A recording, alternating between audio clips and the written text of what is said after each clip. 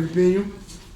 Nyaya ndeyekuti dzoka kudai tikurukure nezvenyaya yakatongwa ndisipo yekuti ndakakupuma uroi yanembo dzako shuti pane mari yedara utaura izvozvo ndi Antonia Murefu kusara kuna Tendai Mada.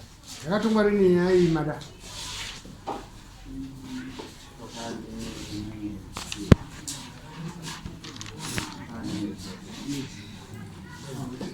Saka yakatongwa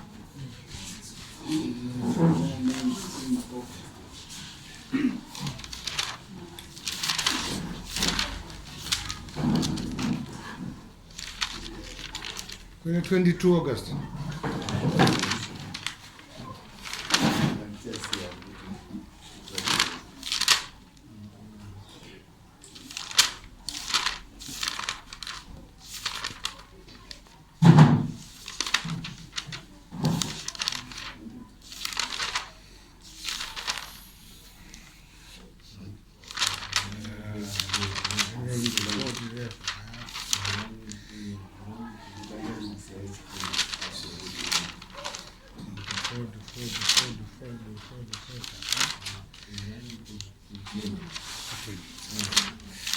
Alright.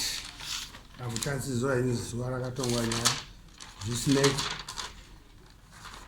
panguva iyoyo ndima anga muri plaintiff uye asina kuya kudare Tendai neni Antonia una kuya kudare musi wacho ndizvo satotanga kudzokera chitanga ndiye usina kuya kudare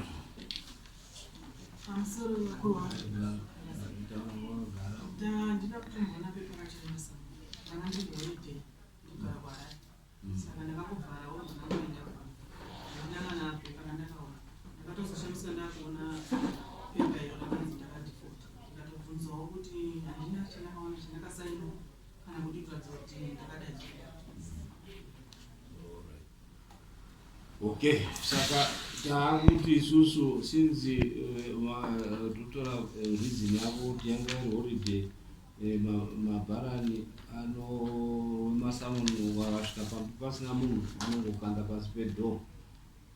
Saka since wanga wasipo iri holiday wazouya kuti waita decision. Saka totora chitemo chako Mada uchitanga kutaura nhau yako taakupinda wese taakutanga nhau yawakange waudza kuti tachitanga kutaura sei kutanga kuti aziye nhau yawakange waudza.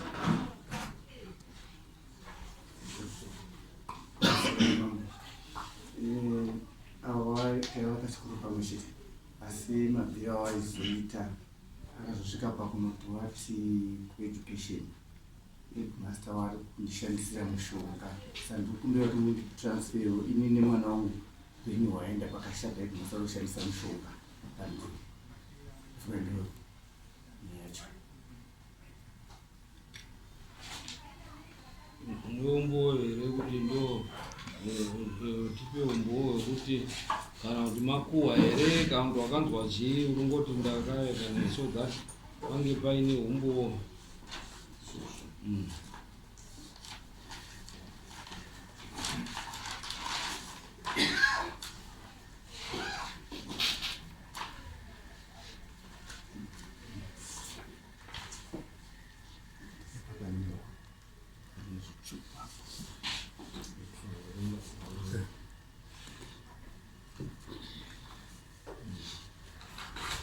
Only Banesu. Ichi watu wanawazie kuti buku iroro ngerechi ma allegations za ku Ministry of Education achipakwa atuya kwambira. Okay. So tongweka pamati tuere ngecheta nayo. Ano zima recommendations nayo. The investigating team recommends that Mr. Mada be put to his own defense. 2. Mrs. Murefu be transferred from Gaza Primary School because as this report was being compared, she submitted another complaint alleging witchcraft practices on her by Mr. Mada. See attached copy.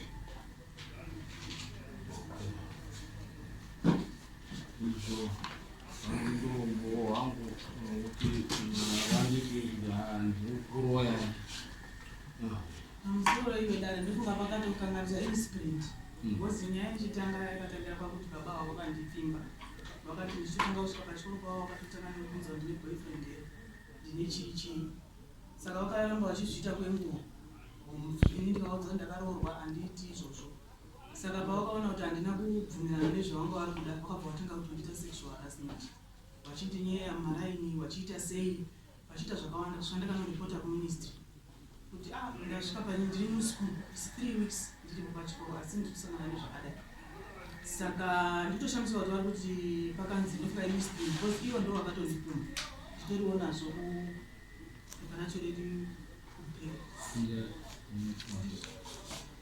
ndo vakatondipuma vakatondiendera pasabu kwamugadza vakati ndaona medhemu vatsva vari kuklasi nemanga peusiku vakati vatori nemhumbo wekuti vakandonatendengana pakati peusiku vakati ndinosvikira vakati futi ndinoita zvesatanism vakati ndinoita zvesatanism ndikupa vana mazeka nemishonga saka ndakatogadzikwa dare pasabu ndakavaudza kuti anyaya iyi sexual harassment ndakatoendesawo kuministry of education ndikaendesawo kune vamateachers unions ndikaendesa kune kodzero dzevanhukadzi veusa itoriwo futi kugender human rights because zvasati zvakambonzwika kuti hedimasa anoti apfimba ndiye uramba ari tek maticha saka nyaya itori nemapato emari akasiyana ivo ndo vakatondipumba saka pandakataura kuministry of education ndakaidzwa kwasabu vakabva vatinyorai pasi kuti zvii zvaitika ndikavanyora kuti masa adaidza vanasabu vakati ndichikuita ndakaonekwa pakati peusiku ndichinenanga ndikataura futi vanditi ndoita zvesatanism saka ministry of education vakabva vatindinyore pasi ndanyora pasi tsamba iyo ndo yakaendawo futi kune vekodzero dzevanhukadzi veusa ndofuti tsamba yakaenda futi kune vejeri commission ivo ndo vakatondipuma matoerenge paragraph ipi pane mhosva yakanyorwa paso yaitaridze mabharari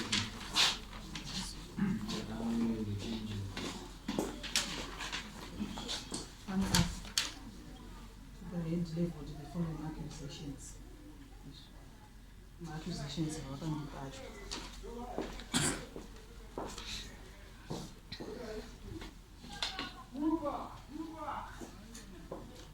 Right. I asked them Mosha, Zipi, and they said the head had leveled the following accusation. 1, I had brought a nganga in the classroom and had sprinkled mishonga in the class. 2, ndinosvikirwa nezvinhu. 3, I have some spiritual problems. 4, I give wana mazepnex ine mishonga. 5, I had brought a nganga in the middle of the night. The head scored to have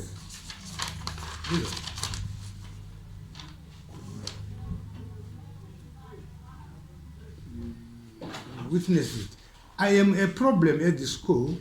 To all this, I told them I know nothing. Uye handiti venganga. The village chair asked me that I should come to Tongwe, but I told them I had to ask my employer, the Minister of Education, if it's possible. On Saturday, 11 March, I told them that the employer had said it was not possible for me to attend. The place is no longer safe for me and my child to stay.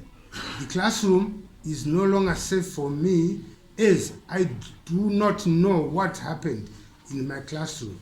I humbly request that I take a leave and be away from the place as I fear for my life and the life of my child, who I am staying with. I also humbly request that I be transferred from the school because I now fear for my life. Thank you, yours faithfully, Mrefu Antonia. ndopakati ndoerengera Sipa sekutaura kwazvakaita ivo ndo vakatondipfuma vakatondidaidzira sabhuku imavhireji chero achitiva ndiona pakati peusiku ndinenganga mukilasi ndo vakatondipfuma vakatondoita zvesatanisi sekutaura kwazvaita ivo ndo vakatondipfuma zvekuti murume wangu aitoda kutoteka oita yacho kudoro but pandakatransfera ministry payakandiBvisa ndakabva ndatongomuti ngatichirega handifungi kuti pane zvavachaita futi asi surprising tikutoona kuramba tongoti neni vana kutangira ipapa zvinondipfuma kuna headmaster chaiwa ndinaye vakatomudaidza vakatomutsvaga hanzi mumitingi wakamutsvaga vakati mungwarire ticha wamui naye anotosvikirwa ticha shamwari dzake in'anga kana tiona kana kukwadzwa naye vakamudaidza headmaster vakamutaura ndikazoona zvazara pachikoro tikatonotaura kuti kuministry of education ndikataura uyo weusa wemaorganization yeuniversity baba vaye vachikuramba vachiti nenini kuti first place ndo vakandipfima ndichingosvika pandakaramba pawiki yechitu ndopavakatanga kundigadzira nyaya dzese achiri victimize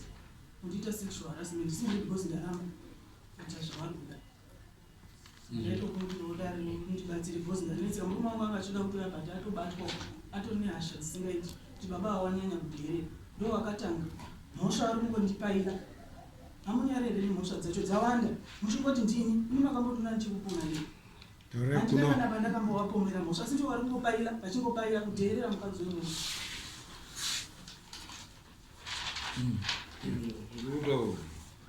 I'm sorry. Wakutaura zvawakutaura. Handisizoti ngaipinde nokuti iyo nyaya yekunzi sexual harassment iri kuministry of education. Zvokuti yainzi haifanira kunge yabatwa. Itiri kufunga kuti tiri kubata ngemitoro yawakaendesa kueducation. Ndofunga kuti kana taakutaura ndoziva kuti chatovhaya zonzi takauya kudare ikataurwa. Kana zvichinge zvakunzawo ndiwo wakaripota ndinamudambudziko ratitoka sangoita uroyi yatiri kutaura avo vari kutaura kuti uroyi iwewe ndo wakatondipuma ndikandiendesa kune kuti ndotongwe nemavillage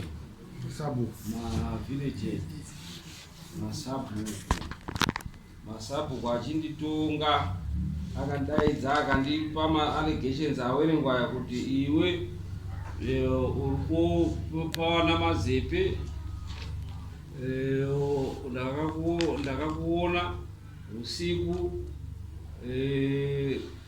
among others ma-allegations ataurwa ndo ari kutaura kuti ine handisiri ndakatombokupuma asi kuti iwe ndo wakanga uchitondipuma ndopatiri kubvunza kuti iwe unoti chiinazvo kana kuti une umbowo here kubva kumasabhuku ako kuti tizive kuti aiwa masabhuku ichokwadi here zvakataurwa kana kuti chii yapa yakatongwa angaa mhangaranya yekuti atongwe ndiani uyu mai yani Antonia kuti payaenda kumasabhuku ndiani who was the plaintiff Antonia ari defendant tonzwa kumasabu then we can go from there. Hapana sexual harassment waitaurawo asi wapindura yeuroyi wachitaura kuti aiwa ini uroyi handiri ndakadini ndakambokupuma asi iwe ndo wakandipuma ukandiendesa kumasabu uri kundipuma. I'm sorry. Wangataurawo nyaya yasabhuku ndiri village chair. Village chair ndiye akawadaidza. Funga pabuda nyaya yekuti pane imwe klasi yakaonekwa nyoka tukwiri. Kazoti vana vemuklasi mavo vese vaipenya vachiti kuswinya. Saka vana vazhinji vakazoenda kudzimba vachiti tiri mazepe tinopuhwa kana vatsvaira tichiswinyiwa muklasi hatichazoti chinyi.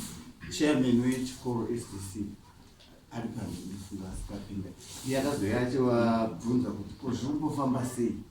Ivo vaibva ndakadaidzwa nachairman wevillage paakavadaidza aedza kuorganiza vakadzi vechikoro. Akauya pachikoro pamistress aibvunza kuti mimi makapinda basa panapa sei, makadana naheadmaster here ngendi pasi kuuya varume pakazara vakadzi nevarume vashoma vachiti vese takangosopa nanhingo yai takapindawo panapa through education yatokupinzwa naheadmaster. Ivo wazodaidzwa kuna chairman ndopawakazokumbirwa noti kawaikumbirana here ivo nomwana takadai ndifunga mudariro akamboita waitaurwa kuti kune mamedhemu 4 akatomirira kuuya kuti takapfimwa naheadmaster. sezvakazoya pashaya kuti mamisitesese pashaya dini abuda wakazobuda wemareni ndio wakazouya 1 wamwe wacho achiramba pane mamisitesi iwawawa ndio wakanga washingirira nemwaenzi takadai akazoenda asi wazoona kuti ndo zvazvari waitaura newamwewo investigation yakauya ikaona pana zviri zvakadari zvinhu saka kutaura kuwaita newamwe wachiti handina kumboendesa kukada kwenyaya iyi ndakuda kudzora ndisizva kuti zvaizofamba sei ndopakabva nerweself waendesa imwe nyaya ndapota panapa pachegariki ndichinjei ndidi ndiende kuna another school headmaster ari kundishandisira zvemushonga ndopazviri baba zvimwe zvawakutaurawo zvekuti zvinoizva zviri kueducation zvakatoinvestigatewa zvikashayikwa ipapo asi tamirira kuenda kuhearing saka waiti inenge sensitive isiye yakadaro zvino zvawanovati tiuye ndinokwachita kuchizotaura zvese zvawa izvo hatinai zvesexual harassment ngatiende tiite 0 panhau yedu yezveuroyi right. Pane dare ramuri kuti makatongwa imimi pachikoro makatongwa naye papainani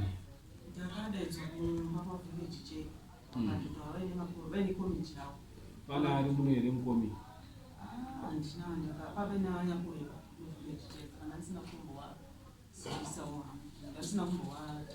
iwo vari kudanzi investigation vakauya vakazvaya zvinhu vakazviwana vegender commission vakatouyawo futi musingazivi vakazviwana pamuna musingazvizivi vane zvavakawana saka handingamboneti ndandangoshanda nemubaba vandandangoshanda navo mwedzi nehafu vandatobviswa nditori mutsva saka chandingadakara ndingavaita nawo ndirei nekuti ndingabva ndatowarongaronga ndatodini iwo medhemu vari kutaura kuti medhemu takadai wakazobviswa medhemu takadai vatone mwana akatova hamene zvawakamuita mwana musikana wavo ivo mwana achizi akabatwa akabatwa mapadzi akadini nyaya yachona ikadii saka vanotozikanwa havo baba vanonyaya dzekubika nyaya nekudini nekuzovhara asi chokwadi chinozikana ko makoni ino yese inonyatsoziva unhu hwakababa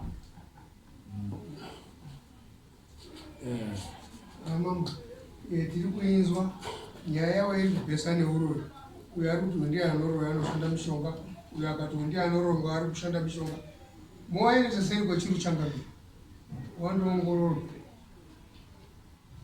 nyau dzeuroyi changabiinonese kuti chokwadi chiri kutaurwa chokuti panyaya yekukomana ati semanyirwa aita shamba iyo yekuti hanzi awa headmaster wakakomana yavo nekutsanangura kwawaita iwo headmaster wacho ndona sekunge kwakaitwa zveshuwa mistake yekuti pakunyorwa headmaster vanongopuma kutouroi asi pakuti muklasi meavo vamemine vana vaiswinyiwa vachienda vachichema ivo vachitengesa zvinhu izvozvo ndo zvinogona kunge zvakataurika zvichitonongedza ava kuti muroi klasi itori nevanhu vakaswina haisitori yangu itori vari kutoneka haisitori klasi yangu enda itori nevamwe sei enda isitori yangu handisitori muklasi mumakutoneka tikada kutoita mainvestigation yavo vakada kutorwa mizivandaatokwatitecho ambepamari handisitombori muklasi handitori mu5 iyi yanga iri grade 7 mambo semaonero andiri kuita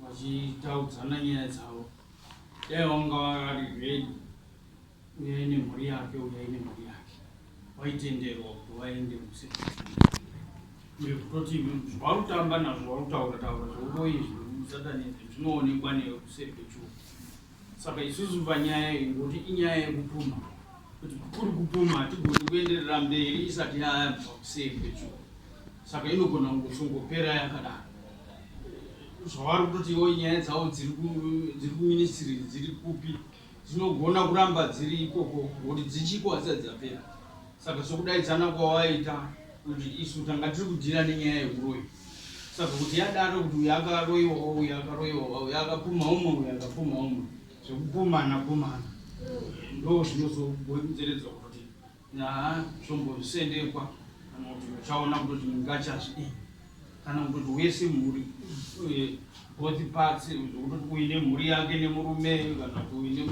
nevamwe obva wakwana kuenda kuchirikisho vecommunity mauya munoti chii nenhau iyi hapana vecommunity oi mhuri dzinoendatangamire kona kwangu ava vanhu vamaprofessionals ene chakuti havasiri pamwe chete uyu akwake uyu akanzi muroi uyu achinzi muroi but maprofessionals afanira kusvitsana panyaya idzodzo dzeukuroya because hapana chamunozodzidzisa vana naye. Chamungangoaiti bazi kuti vagare zvakanaka kushwapura wembudzi toyava imi ndini wadzidzisi munodzidzisa vana wedu muchitoromira pamberi panodu kudai why chitemhani nemi mucommunity vanhu hatiponi zveuroi bai kuzvikoro changamira ndinoti pesane dhiya nemutongi abva vanotaura because kuenda kuzonodzidzisa pachikoro utori munhu akatobva kune rudzivo rwakasiyana-siyana. Saka kana zviri murudzi mako iwe kana zviri muropa mako hazvikutadzisi kuti wakuita taipiri basa ripi. Uyezve zvakangonaka kuti kana munhu achinge auya padare ramambo iwe wari wairi wese wakazvivirana kuti anonga tinovhenekwe zvakangonaka kubuda wese wachiziva kuti anoti atikufungira but handioni mwangu ari chakaipa kuitira kuti tiri mukati mepfungidziro dzavo chidzicheke. Uyezve munyika maunozofamba vazochenurana nyaya yakambotenderera nemasocial media inofanira kuzogadzirwa ichipendeka zvakanaka. Dare ramambo rinotarisirwa kuzopendera chinenge chifamba zvisizvo izvi. Mzare